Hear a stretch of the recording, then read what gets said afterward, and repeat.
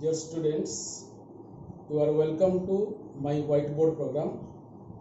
Today we'll take class 10 Science chapter 7 Control and Coordination third part. Already I have passed two parts, part 1 and part 2. Today we will go for the part 3. Today we have to discuss the major point in this chapter, that is called structure and function of human brain. Structure and function of human brain.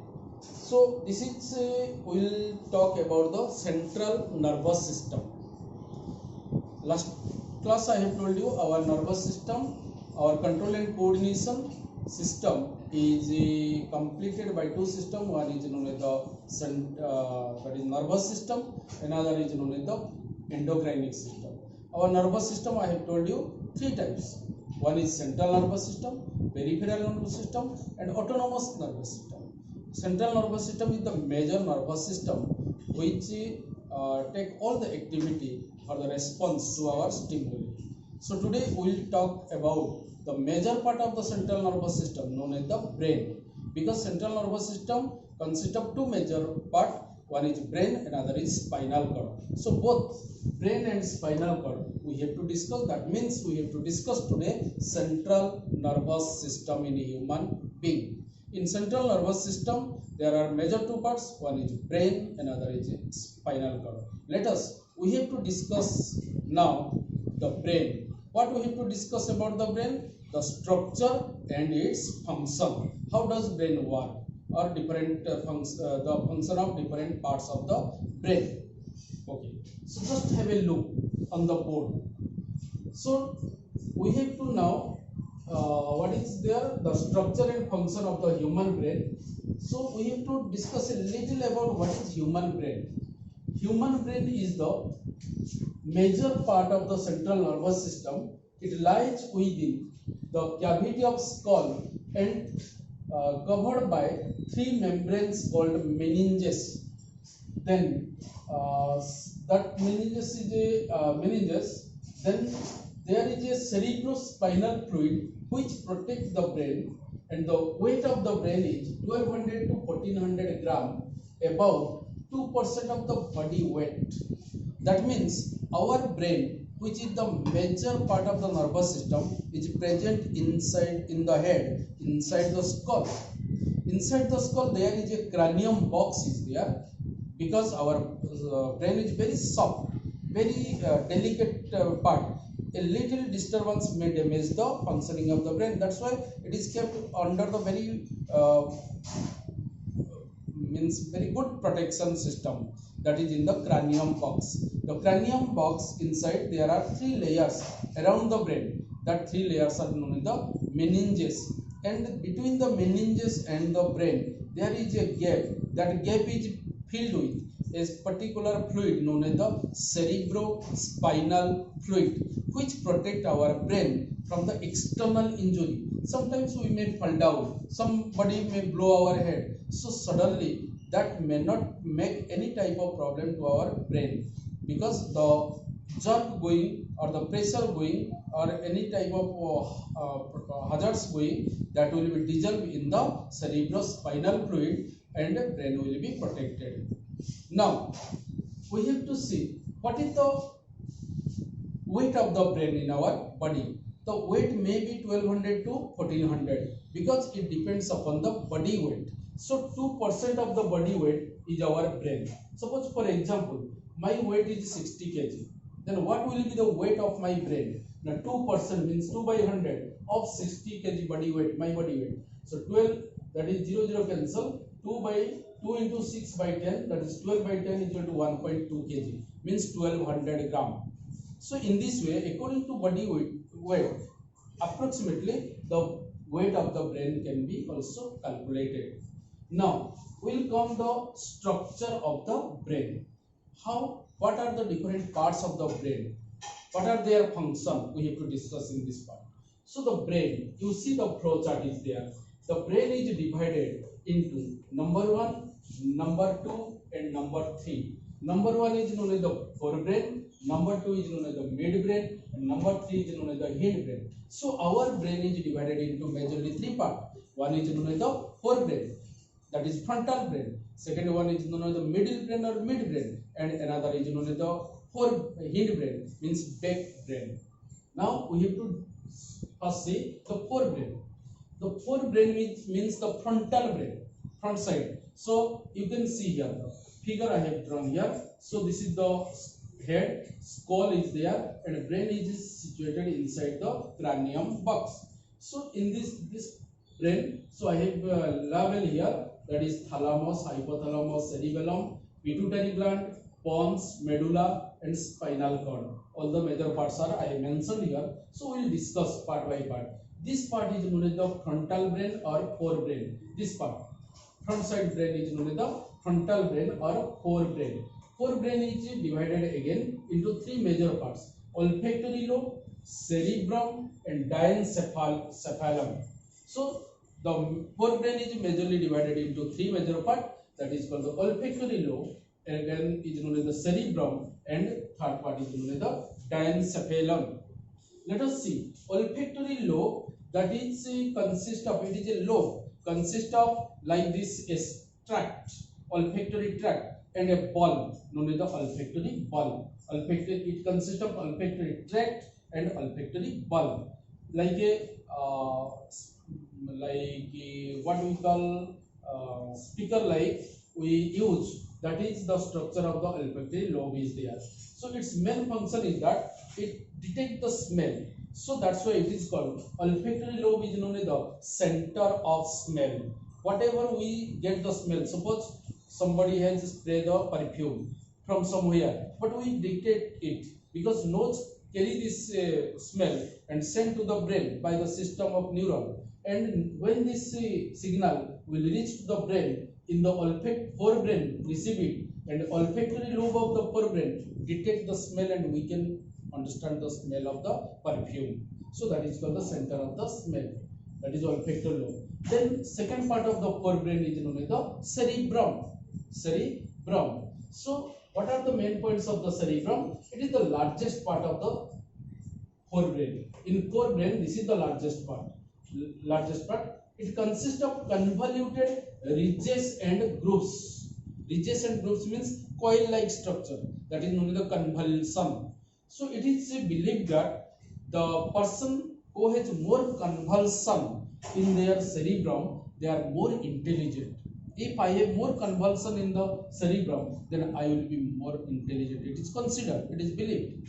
Then it consists of frontal lobe, parietal lobe, occipital lobe, temporary lobe. Different lobe means parts it consists. So what are the parts in the cerebrum? There are different lobes are frontal lobe, parietal lobe, occipital lobe, and temporal lobe. They have the different function. Altogether, the function of the cerebrum is controls the voluntary action. Voluntary actions are controlled in our body by the cerebrum, and site for intelligence, willpower, reasoning, judgment, decision, all types of high qualified characteristic of the brain are under the control of the cerebrum. Because of the highly well developed of cerebrum, we are known as the intelligent social animal. Human being is known as the intelligent social animal because we can decide, we can judge, we can reason what to do, what not to do because of the cerebrum.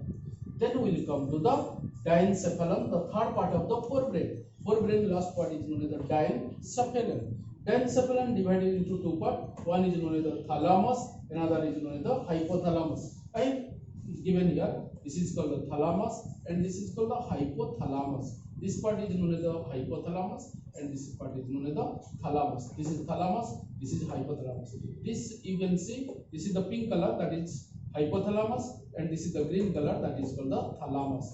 These 2 parts are there. So thalamus send and receive signal to and from the brain. This is called the reception center, through where the outside signal enter into the brain, and when the signal will come out from the brain, it will come through the thalamus. So entry and exit of the signal takes place through the thalamus. Similarly, hypothalamus is this one, and here you can see pituitary gland. This is known as the master gland, which secrete a lot of hormone including growth hormone. So now this hypothalamus work is it will strike this gland always, because this gland is very lazy gland, though it is master gland but very lazy gland. So it secrete the hormone, but itself it does not secrete. To secrete the hormone, somebody should be strike to this gland. Similarly here hypothalamus strike the pituitary gland to secrete the hormones like growth hormones. So this is the function of hypothalamus. So my forebrain is over, I think clear. Then we will come to the midbrain. Midbrain is the second part of the brain which lies between the forebrain and the hindbrain. So this is called the midbrain. In the middle part of the, this is called the midbrain. I colored here, that is called the midbrain. So midbrain is a small part of the brain which link between the forebrain and the hindbrain, and it consists of two parts. One is known as the optic lobe, another is known as the cerebral peduncle. Cerebral peduncle, another is known as the optic lobe. Optic lobe, as it is optic, optic means light, so it controls the vision power of our eye. So if our optic lobe will be weak, our vision power goes down. So it controls the vision power. And cerebral peduncle part of the midbrain that coordinate between the forebrain and the hindbrain. Forebrain and hindbrain, this is the midbrain. In midbrain, the cerebral peduncle communicate forebrain to midbrain. This just give a link between two part of the brain. This is about the midbrain is over. Then we will come to the hindbrain. Hindbrain, which is also a major part of the brain, which is the last part of the brain. This is known as the hindbrain. This part is in the backbone, part of the brain, that is hindbrain. This consists of again three divisions or three parts: cerebellum, pons veruli, medulla oblongata. There are the various medical that is your scientific names are there. So you have to listen carefully and remember cerebellum, pons and medulla oblongata. Now cerebellum is the largest part of the hindbrain. In the hindbrain, the largest part is the cerebellum. As in the forebrain, cerebrum is the largest part. Cerebrum is the largest part. In the hindbrain, cerebellum is the largest part. It regulates the body posture, body balance, and muscle tones. So this cerebellum is very important because our body posture, we are running, we are jumping, we are dancing, but we do not fall down. We can control ourselves. That is called the body balance. Sometimes we are making yoga, exercise, still then we do not make our body imbalanced. We make ourselves balanced because of only brain. If brain will be lost, if brain will be damaged, if this part of the brain, cerebellum, will be damaged, we cannot make our balance. We may fall down, we get up like that. So that is body balance, body posture, and muscle tone. Muscle at what time, what type of work it should be done, that is controlled by the cerebellum. Sometimes you could have seen the small child, kids, and the older person, they cannot control themselves. Sometimes they, when they are getting up, they fall down, they cannot walk properly because their body is not under the balance, because at that time this cerebellum becomes weak. So body balance cannot be done. But in the young stage, this is very much well developed cerebellum and we can control our body. But even young stage also, we sometimes get imbalance. At what time? When the cerebellum comes under the addictive substance, under the addiction of the some addictive substance like alcohol, जो हम लोग बोलते हैं दारू. दारू पीने के बाद जो आदमी फिर गिरता है, कभी लेफ्ट को गिरता है, कभी राइट को गिरता है, कभी ड्रेन में गिरता है, कभी उठ के फिर चलता है, because the body balance cannot be done, because at that time the alcohol capture cerebellum part and cerebellum lost its function or power to control the body at that time. Or when we becomes weak, continuous disease, suffering from disease, at that time also cerebellum becomes weak and our body cannot be balanced. So it is the function of the cerebellum. Then pons. Pons is the second part of the hindbrain, which coordination and respiration, our respiration rate and the coordination among the cerebellum and the medulla oblongata is done by the pons veruli, that is called the pons veruli. Then medulla oblongata, this is the last part of the hindbrain. This is also called the brain stem because it holds. You see, medulla oblongata. This is known as the medulla oblongata. This part is known as the medulla oblongata, and this medulla oblongata is present at the base of the brain. So it is also called the brain stem, which holds the brain. It connects for the brain and hindbrain. If this is the forebrain and hindbrain, it connect. Then it is called brain stem. Controls heartbeat, breathing movement, BP, blood pressure, swallowing, coughing, sneezing, vomiting, and urinating and defecating. All this type of which are not under our control, that type of activity are controlled by medulla oblongata. It connects the forebrain and hindbrain. Then it is called brain stem. It takes the load of the brain and it controls the heartbeat. Our heartbeat sometimes become faster, sometimes become slower, but it manages to control the heartbeat. Then breathing movement. Sometimes when we are running fast, our breathing becomes fast. When we are normal, our breathing remains normal. That is because of the action of the medulla oblongata. Our blood pressure sometimes rise and falls and maintain. That is due to the medulla oblongata. Swallowing, coughing, sneezing, vomiting, defecating, and urinating. All these are not under our control. These are controlled by the medulla oblongata. Sometimes what happens when we fall down backside, our head is coming under the pressure, and at that time sometimes the person vomit. If the person vomit continuously, then that means the medulla oblongata is under the pressure. So that's why doctor first asks whether vomiting is there or not, or doing or not. If vomiting is there, then some pressure is there under the to the medulla oblongata, so that vomiting cannot be controlled. So this is all the function of the medulla oblongata. So all this about our brain. So finally, what in short, what I will say, brain is divided into three parts: forebrain, midbrain, hindbrain. Forebrain again divided into olfactory lobe and cerebrum and diencephalon. Again similarly, the midbrain is divided into optic lobe and cerebral peduncle, and hindbrain is divided into cerebellum, pons veruli, medulla oblongata, and their different functions are given there. Now we will come to the second part of the central nervous system, is known as the spinal cord. This is the major part of human brain. This is the second part of the nervous system is spinal cord. Spinal cord is nothing but it is a bunch of nerve. So when the nerve comes from the brain, that comes under a cable system. That cable system of nerve is known as the spinal cord. This spinal cord, it is second responsible part of the central nervous system. It lies in the vertebral column. Vertebral column means this is called the backbone or vertebral column. Inside the vertebral column, this spinal cord goes and it is protected by the vertebral column.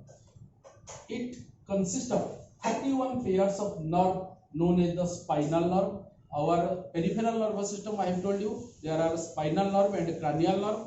Cranial nerve comes from the brain, spinal nerve comes from the spinal cord, and this spinal cord consists of 31 pair of nerve which are distributed in different regions. Then it plays vital role in the reflex action. I have already discussed reflex action, where brain does not have any role, but spinal cord take the active role in the reflex action. Then it acts as a link between brain and nerve. So brain and different type of nerve which are communicating to our different organ. So these organ and the brain are communicated through the nerve and the spinal cord. So very simple, the spinal cord assists the brain when brain is silent. To give the support to the brain during the workload, spinal cord take the major role. Like in your school, principal and vice principal. Principal is brain and vice principal is spinal cord. It has different work but communicate with the brain. Without brain order, spinal cord cannot take any work except some reflex action like that. But the information is also finally given to the brain. So that's why spinal cord acts as the vice principal to the principal. So today this is about the central nervous system. This is about the brain and spinal cord. So all detail I have given here. Go through properly, and next class will come The coming class on hormones and their action in human body. We are having endocrine system. I have told you our control coordination is done by the nervous system and the hormone endocrine system. Nervous system we have given. This is the major nervous system I have discussed. Now that is the endocrine system consists of what? Now gland and hormone. So gland to I have told. Now hormone, what type of hormone are present in our body? What are their action? Where they are secreted? What type of work they do? Everything we have to discuss in the coming class, which is very interesting as well as important. So till that, goodbye to everybody. Thank you very much.